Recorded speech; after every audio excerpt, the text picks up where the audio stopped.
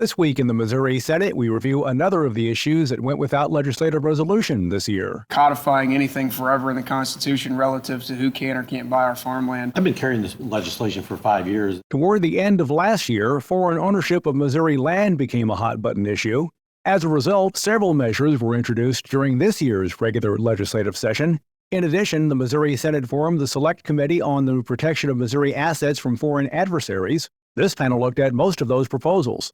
Missouri Senate President Pro Tem Caleb Rowden of Columbia sponsored Senate Joint Resolution 41, which would have created the Joint Committee on State Security.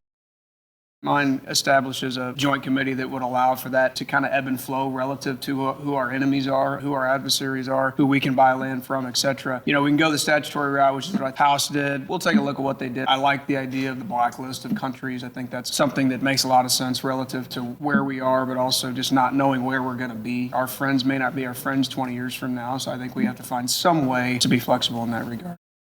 There were 5 other bills relating to foreign ownership this year in the Missouri Senate alone. Senator Rowden says one of the wishes from proponents of this concept was to take an across-the-board approach to who can and who cannot own farmland in the Show Me State. I would be a little bit concerned about the unintended consequences of that. We have good trade relationships with a lot of these countries. The big blanket, I'm not sure it's necessary. I think if we're trying to aim at a certain direction, let's aim at a certain direction, especially in ag. I mean, if you think about ag is a global industry. They export stuff all over the place. We just don't want to do anything that we aren't sure of what we're actually doing and what those consequences would be. Among the measures that would have restricted foreign ownership was Senate Bill 144. Senator Doug Beck of St. Louis was the sponsor. He says he has sponsored this type of legislation for the past 5 years. My bill strictly limited foreign ownership, and my biggest beef was they took away the accounting of the bill that was passed in 2013, so we don't know how much is owned, how much foreign land is owned. My theory is it's a finite resource that we have, and I don't think any other country should own that. Actually, I prefer to have Missourian farmland in Missouri. That's really where I'm at, but I think Missourians should own Missouri farmland. However, I think definitely Americans should own farmland in this country.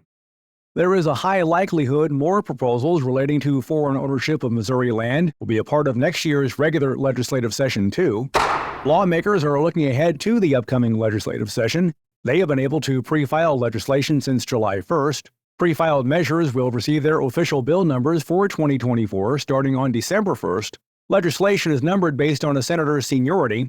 There are other criteria in case there is more than one senator who has been in the Missouri Senate for the same length of time. For the first day bills are given their numbers, each senator is allowed to pre-file 3 proposals.